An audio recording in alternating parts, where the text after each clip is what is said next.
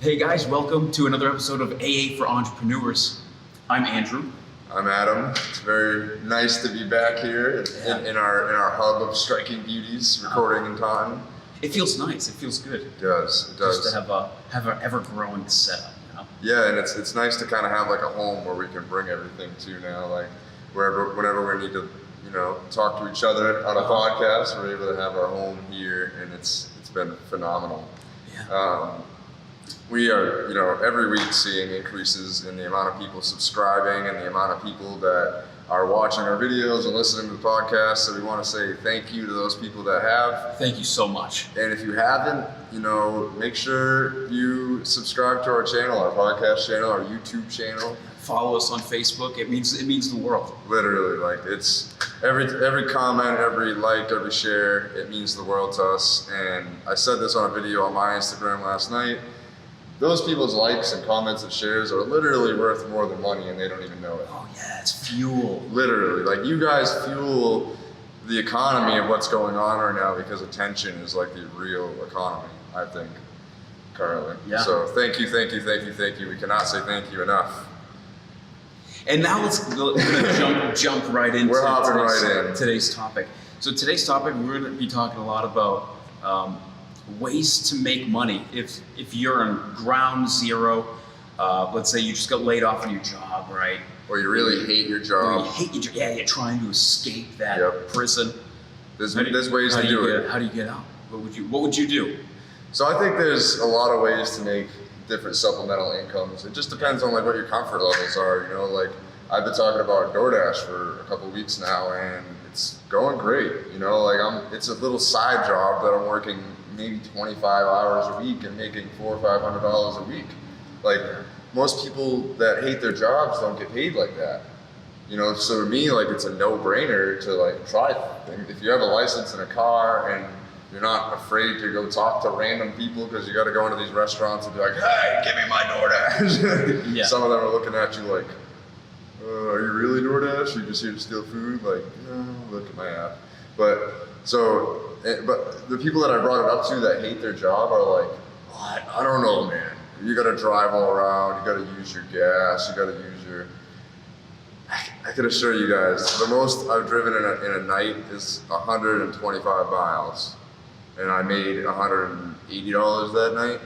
Yeah, that's like if you were to drive like 45 minutes to work and then back. You're pretty much getting the same mileage on your car. It's not even that much, especially if you live in the city too. Yep. If you live in the city, your mileage is going to go way down. Way down. They give you options that you can actually ride a bicycle, so it'd get strong legs. Yep. If I think I might do that this summer. I might know. go up to Boston and get a bike. And just get a basket on the front. Yep.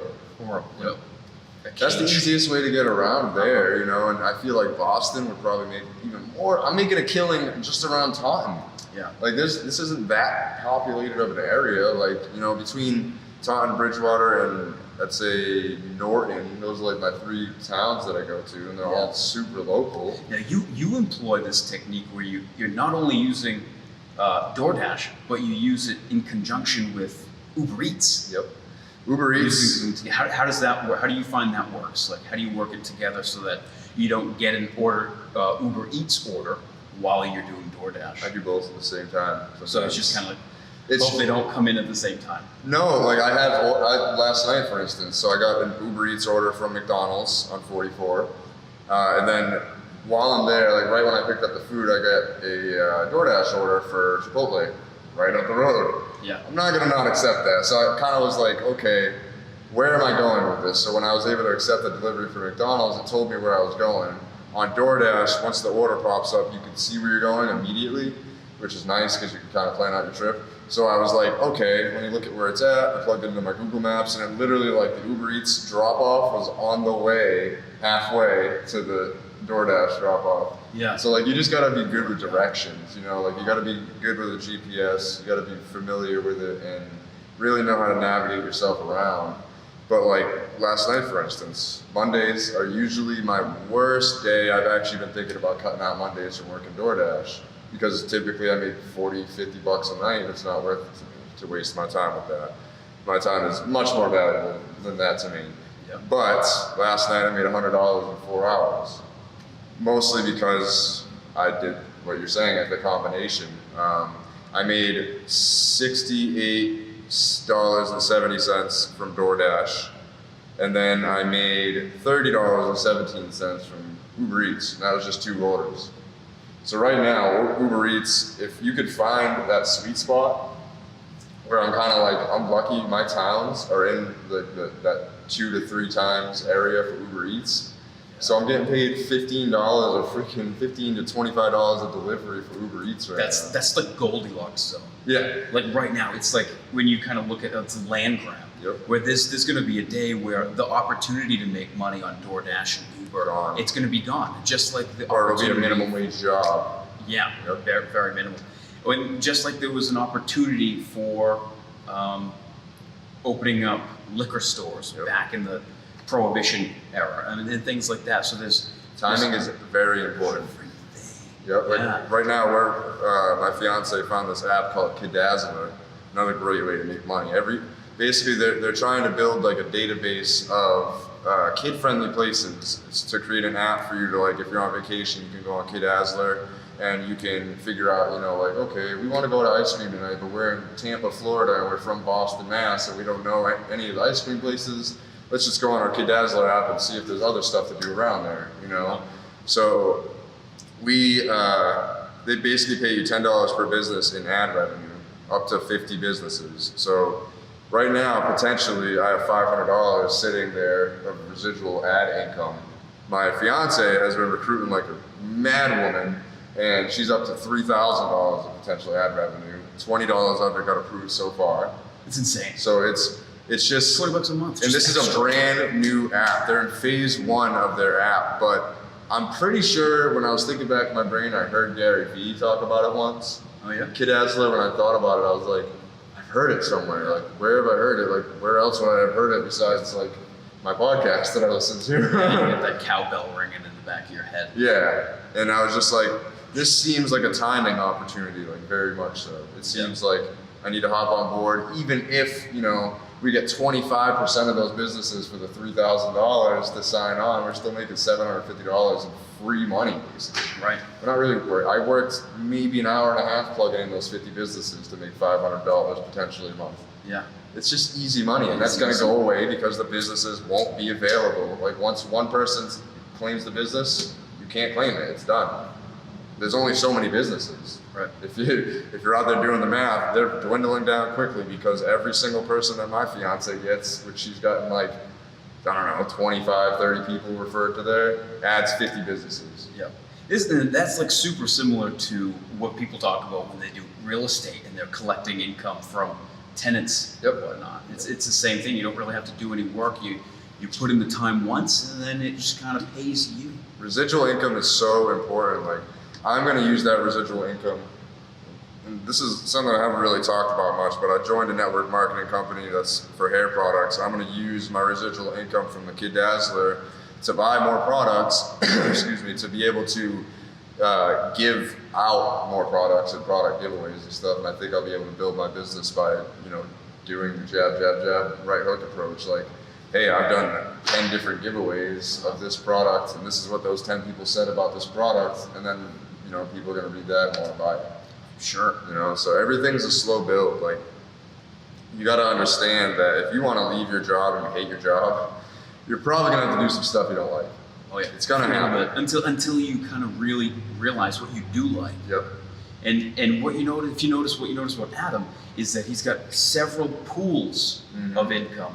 He's trying multiple things.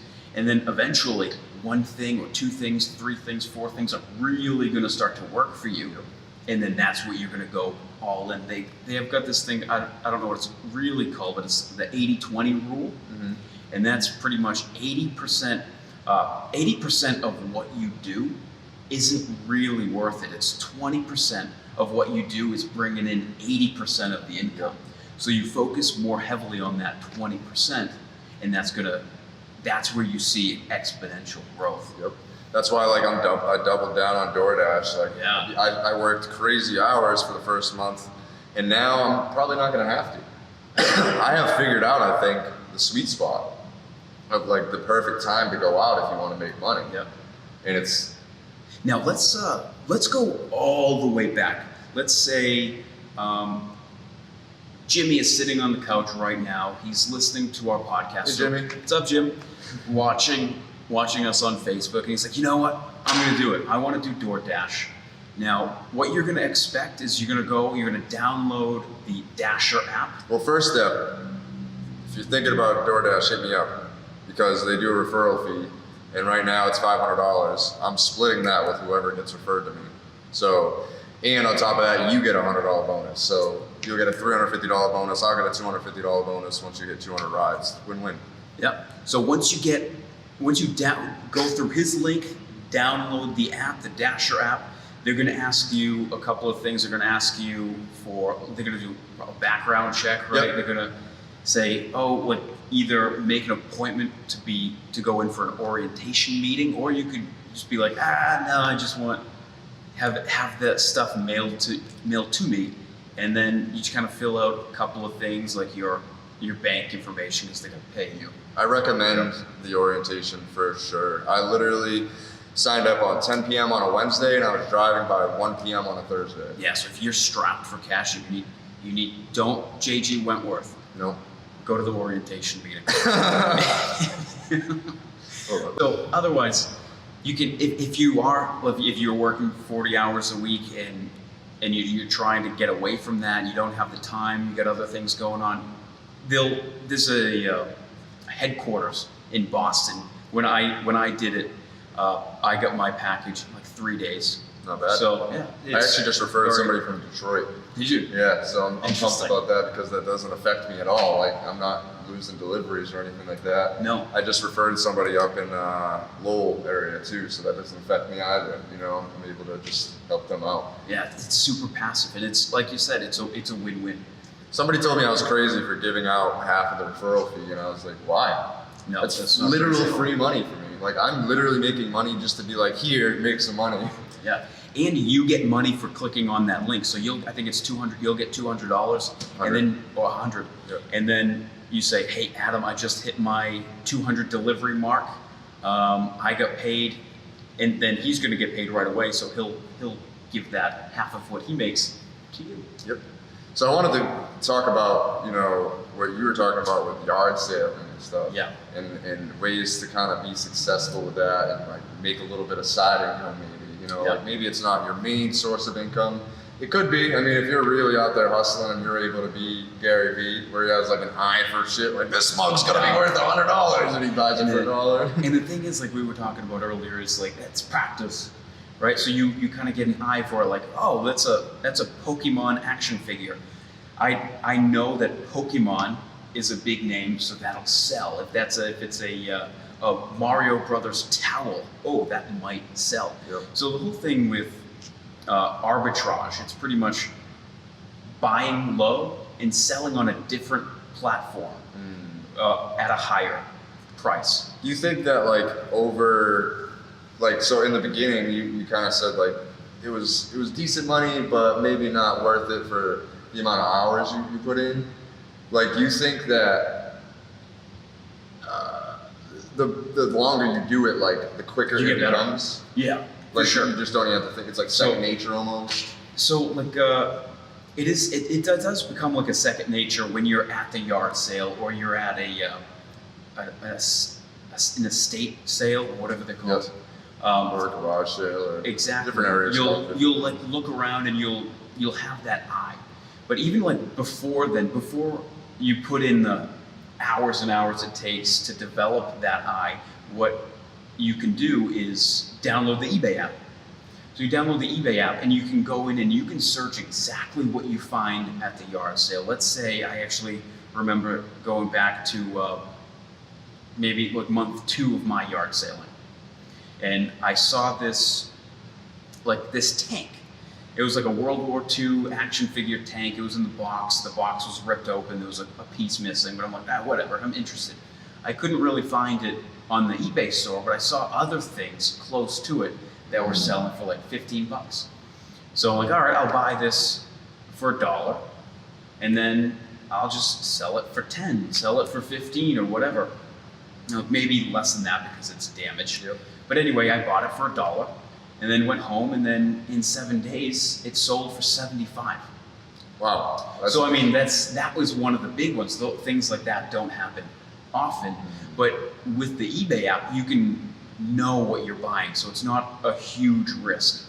Because there's a place you go into eBay and you can search completed and sold items, so you can see statistically if anybody's even ever sold that item. Yeah, like if not, that could mean good. That could mean something good. Or you could see like, oh, this little Daffy Duck Pez dispenser only sold for $1. I'm not going to buy it for 25 cents because it wouldn't be worth it. Yeah. But like it's actually relatively safe in the investment. But if you have the opportunity to buy the whole collection of those Pez dispensers, and there's for 100 of them, and you for could $1. turn $25 into $100, then you probably wouldn't do it. Maybe. I had that exact situation happen where I had two like grocery shopping bags filled with old Pez dispensers.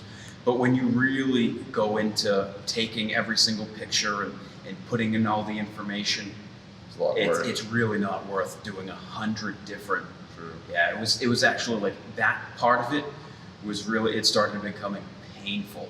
And in the way that I approach things, like if something becomes painful to the point where I really can't even get myself to do it, I don't want to do it. I really like staying with the bigger items.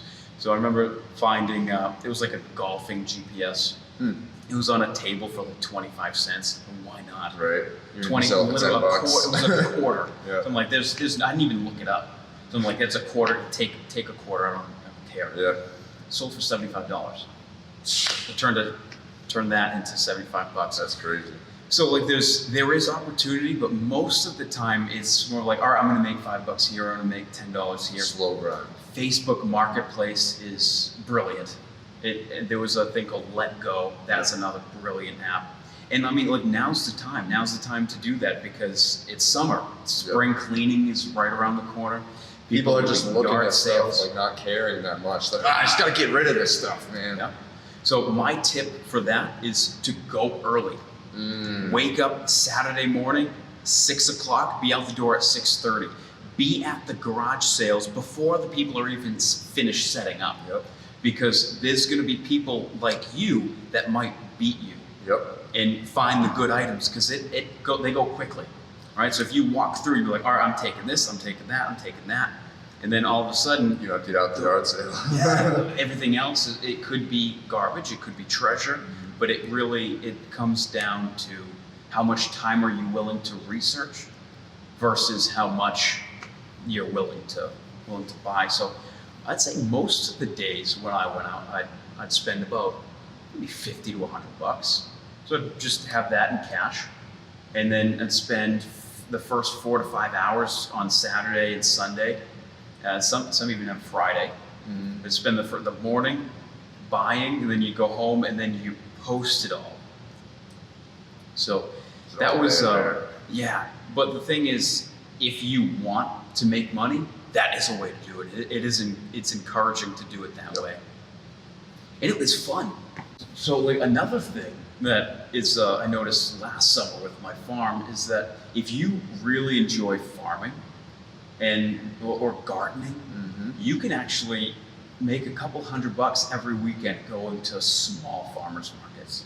Like when I did my farm, I went like all out, had a 1/10 of an acre, all these tools. But if you really kind of boil it down, I'd say you can make $100 a day at a decent yard sale with a small 20 by 20 area of space. With like So like 4 or stand. 5 like staple things that you Crops. have. Yeah.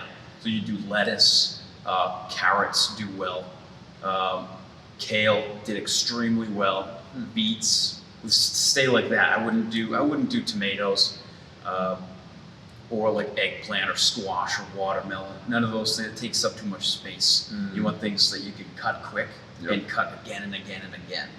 Another thing I've heard of people doing is going to thrift shops, thrift stores, or consignment stores, buying fashion clothes that are in great condition and then flipping them online. So you're buying them for $3 and you're flipping it for $50. It's kind of the same thing as yard sale. Exactly, and that's when I was doing the yard sale. I was doing that too. So I'd go to, we've Yeah. got, what is that? The Salvation Army. We have that Yep. locally. I'd go there, and every once in a while you'd find like an old band T-shirt. Mm. You'd buy it for $0.25 or $1 on certain days. And it's trending now. Yeah, like It's I think trending fashion. like $50. People spend $50 on like an old Led Zeppelin Yep. concert T-shirt. So the opportunity is definitely out there. There's so many opportunities to make money. Like in my mind, I've gotten this comment from people before of like, oh, like you're an entrepreneur, you're broke, like blah blah blah. Those people clearly don't understand entrepreneurship. Like the beginning of entrepreneurship and owning a business and being your own boss, it sucks. Yeah. It sucks. You're broke, you work long hours, you probably don't see your friends and family much, but if you work hard enough, it can be worth it. If you have the right timing and the right work ethic and the right mindset, you can really make it worth it. And you just got to take chances. You got to take risks. I remember like exactly that point. I remember seeing a graph. Right, so the graph it had money, income on the Y, and on the X there was time. So it showed two plot lines: a person that graduates college and goes into a career, and then it showed the entrepreneur. So the first line, the college grad, you notice like within a couple of years, a really high spike of like good money, and then it plateaued really. I mean, maybe it was a slight That incline. 1% increase. Yeah, but I mean, it stayed pretty basic. And then it showed the entrepreneur, and the entrepreneur was really slow, and then it just took off and it kept rising. So that was really.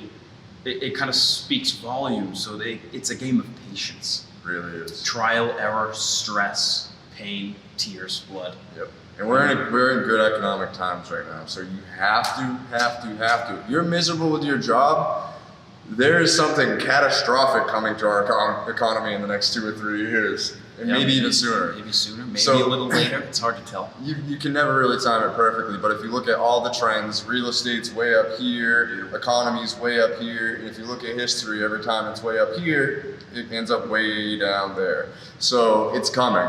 And if you're unhappy with your job, now's the time to move. While we are in economic good times, take advantage of it because it's not going to be here forever. No, it certainly won't. And you know, like during an economic collapse, or like during like the recession, what could you do? You could do media. Yeah, that's what I've been working on. You know, it kind of hit me watching, Gary Vee's podcast. He said that media is going to be one of the main businesses that survives this collapse because everybody's still going to need media. Like Right. whether you want to or not, you have to buy some things, and you're still going to buy leisure stuff even when you're broke. I mean, people are broke now and still do it. So And people, like when that happens, they're more frugal. They're like, okay, I have less money, Yep. so the money that I do spend in advertising, it needs to be on point. So that's why they reach out to media companies. Another way that I would see a good way of making money is having a garden, doing yard sale, because during a recession, people still want to eat, and they still want to eat good food, and it might be harder where supermarkets might not be like, okay, I'm not going to go this whole organic route and pay more money, but you might actually find a local farmer or a local market gardener that has some really good produce, and for not too much money, you could eat really well. Agreed. I think that too many people just kind of make excuses, and it's human nature. People would want to make excuses. They want to take. As humans, you just want to take the easy route. Like, it's the path of least resistance, and that's just not the right way to operate life, or business, or happiness. Like even in everything that we're talking about with money, the end goal is happiness. Like we realize that right now, yes, we have to make some money. We have to support ourselves. I have to support my family. Like we have to support our business that is coming up. So like we have so much going on, but happiness is the end goal. It is so key. Yep. And what if you might say, well, sure, DoorDash and yard sales are making me money, but I don't love it. So what I would suggest is once you're surviving off the money that you're making from that, with all the other time, Yep. do what you love. Absolutely. Right? Let's say, for example, I love being outside. I love being in the mountains. Yep. Fucking love it. I haven't really come up with a way to make money off of doing that, but it's not going to stop me from doing it. Right. Like I keep going. Huge I passion. keep going out there. I need to. So like the things that I'm kind of looking at towards, I actually been thinking about this a little while, and I've started a almost recording like a how-to series. I might do like a how to climb Denali or a how to hike, and kind of go through and make like tutorial videos. Smart. And then you could do, with whatever passion you have, is make tutorial videos, and your knowledge is valuable. Very. So let's say you've spent 40 hours, 80 hours, 160 hours just researching this one topic because you super love it, right? Yep. Go into that and say, okay, well, I've collected all of this data and all of this research on the Rugrats. So you just Yep. do, and you compile all of this data, and you do a YouTube show on the Rugrats, and eventually you just keep doing that, keep doing it, and that eventually will make you money. And if you're trying hard enough, you'll find a way to do Next it. thing you know, Rugrats has a reboot and they're hitting you up to help them market it. You know, it's literally that Yeah. simple. Like, things happen, synchronicities happen. You have to pay it. We didn't plan for this podcast to be so much about timing, but timing. It literally is everything. You have to pay attention to the market. Whoever is closest to the consumer wins, period. Everything is going business to consumer right now, B2C. Yeah. Because why have a middleman? You know, what the hell's the point? There is no point. There's no, especially now, and it's only going to get, I don't want to say worse, but it's only going to get more focused towards B2C. And I think like businesses need to learn how to innovate as well. You know, like I've been hearing from different businesses that they're a little bit upset that like when they get a DoorDash order, their people that cook it and box it up and everything don't get a tip from DoorDash. You know? Should they? I don't know. I mean, yes, did they do more work than me? Yep, totally. They spent 25 minutes cooking the food, another 5, 10 boxing it up or whatever. Like, they spent more time than me, than they had, and they had to learn the skill of cooking it and stuff. All I'm doing is driving and listening to podcasts, you know. But without that DoorDash service, that order wouldn't have happened for your restaurant. So you literally wouldn't have made that profit. You wouldn't have maybe even gotten that customer, so you could have gained a new customer that's invaluable. Like, you can't put a money amount on that because they could come back every week and spend that $45 with you. And now you just made $180 at a restaurant, one customer every month. You know, I think restaurants should probably And the thing is, who, like, take profits out and give it to their people as tips. who's really getting the tips from that anyway? Like, if the person went and sat down, the waiter or the waitress would Yep. get the tip, not the restaurant. Yep. So it actually, that doesn't sound like It's complicated. it doesn't definitely. make any sense, because the cooks don't get tips. I mean, to my knowledge, I'm not in the restaurant field or the business whatsoever, so I'm not really sure. I think that sometimes like the waitresses and waiters split. Amongst themselves, right?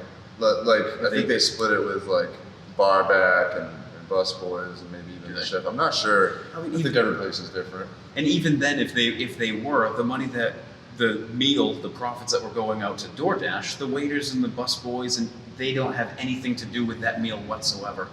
And So like the when you whole think about tip it, thing, that doesn't make any sense to me. that's a whole topic. I completely agree. Like we were just talking about before the podcast, how restaurants should maybe just pay their people a livable wage. There wouldn't be these Yeah. complaints, you know. Like DoorDash is an innovation. Eventually, there's probably going to be more people doing DoorDash than going to your restaurant. You need to prepare for that. It's coming. Like Yeah. people don't want to go out. I don't know if you've noticed, but people like to stay in. Right, that's what everything's getting. I deliver everything from McDonald's, Subway, Chipotle, Walmart groceries. I'm literally going out and getting people's groceries for them and bringing it to their house. DoorDash includes that? Yep. That's interesting. Like, so literally from like start to finish, from like, okay, they ordered it, I accepted it, I went to Walmart, waited, and delivered is like a half hour for them. Yeah. When that would have taken them a half hour just to drive back and forth to the store, never mind going in there, shopping all around, dealing with all the lines and people, and taking another hour, hour and a half to shop. DoorDash sells time and convenience, and pretty soon, like convenience stores are going to be completely out of the picture because you can just say, I need shaving cream, some Band-Aids, and condoms. Like, I don't want to go to the store to get condoms, or my girlfriend needs Tampax. So you just say DoorDash, have the DoorDash guy do it. You don't have to leave the house. You can sit on the couch eating popcorn with 6.5 pounds of butter and salt and be completely content. Amazon's it's all Yeah, I just doing saw the a same Prime thing. thing last night. And going back to the tipping, I don't want anyone to think that I'm super against tipping. No. I don't. Whenever I go to the restaurant, I give like the best tip that is reasonable because I'm not a monster. No one would. I don't think anyone watching would be like, no, I'm not tipping you. That's just If you are, you're kind of a disgusting person. Yeah. But the whole idea of a tip is, from my understanding, it goes back to like New York, and when restaurants literally couldn't afford to pay their staff, Yep. and the people that would go to the restaurants would be like, this is a community restaurant. I've been coming here for a long time. This is like my family. I'm gonna give money to the wait staff because Yep. I really appreciate them in their time. So that kind of carried over in the restaurants. We're like, well, this isn't in my budget anymore, so you guys pay for my employees. I think that's a really antiquated idea. America's one of the only countries that still does it. It doesn't make any sense. Tipping makes sense. Like, if they got paid a livable wage, like they should be getting paid Yeah. at least minimum wage, and then you get tipping on top of it. Like, we're not saying tipping's bad. Like, I really wholeheartedly believe that you should be making a more than livable wage off being a waitress. Like, $3 an hour is not acceptable. no. And then when you say, you know, like unforeseen things happen that don't even have to do with anything. Big snowstorm happens. Now for 2 days you can't even work the lunch and dinner hours where you make your most money. Now you lost 2 days worth of work. Even if you're working there for those 10 hours, you made $30 hourly every day. Ooh, Yeah. that could support a family. Like, and meanwhile, restaurants are still making millions and millions and millions of dollars. Like, especially chains, they don't have an excuse to not pay people a livable wage. You know what's interesting? And I was listening to the Joe Rogan podcast, and there's a guy named Andrew Yang, and he's running for, he's a candidate for the 2020 election, and his whole campaign is something along the lines of a universal basic income. And it is a very socialistic kind of idea, but what it offers is every single person over the age of 18 is going to get an additional $1,000 a month.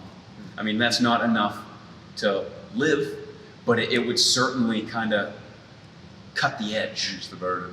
Right. Like, okay, so I don't need to worry about feeding my kids. This is amazing. My kids are going to eat good food, and they're going to grow up to be strong and healthy while I'm working, slaving at the McDonald's. Or My first question the to you graveyard was, shift. where do they plan on getting that from? Yeah, I'm not an expert. I would refer people to watch the Joe Rogan podcast with Andrew Yang. What's up, because Joe? What's up, dude? But from what I took away from it, it's taxing larger corporations like Amazon for the robotics and the automation and the AI that they use to cut employees, like eventually truck drivers. They're all gonna lose their jobs. I think DoorDash people, I think That's all. they're experimenting and they're eventually just going to have drones flying around. Yeah, or cars that, I almost said cars. Cars. We got cars in our yard. Cars that drive themselves. And you just kind of go out and it's probably going to be like, here you go, the window rolls down, you lean in, like, okay, thanks. And then it drives off. Those are my favorite deliveries. When I pull up to somebody's house, I'm like, here you go, peace. I don't have to get Done. out. Liquid smooth. But I mean, so like the tax is going to come from that, from like the big Amazon. And what are people going to do when they have an extra $1,000 a month? spend money, put it back into the economy. And probably in Amazon. Yeah. So it's gonna strengthen the economy too. So I haven't done enough research to say I'm 100% in on this. Because Maybe Amazon could pay us the $1,000 a month. Yeah. What's 1,000 Because times I can't. 330 million? Is that like 330 billion? Or no, like 33 billion. You Math. can afford that. Math is painful enough. Never mind being like on camera trying. Yeah. To no thanks. I just Super say pressure. nope, not even gonna think about it. 7, 21. Yeah. Yeah. So like, what I am saying though is $1,000 extra a month. I'm for that. Yeah. Like that would not hurt. No, I'd be pretty happy with that. But yeah, I think that was. If there's anything that you know how to make money, or anything that you've done in the past that's Comment below. making you money, please let us know and share with Other entrepreneurs. our fam. Yeah. You know, we're just here to help people build, and we want to talk to you guys about some money-making opportunities that we found, and we want you to find, so you can start being happier with life like we are. Even though I'm exhausted, only got 4 hours of sleep because of my newborn last night, I'm here fired up, happy, excited to be here with my buddy Andy, and you know, hell yeah. We're good to go. Make sure you hit that subscribe button, follow us on Facebook, or like, Or share. Instagram.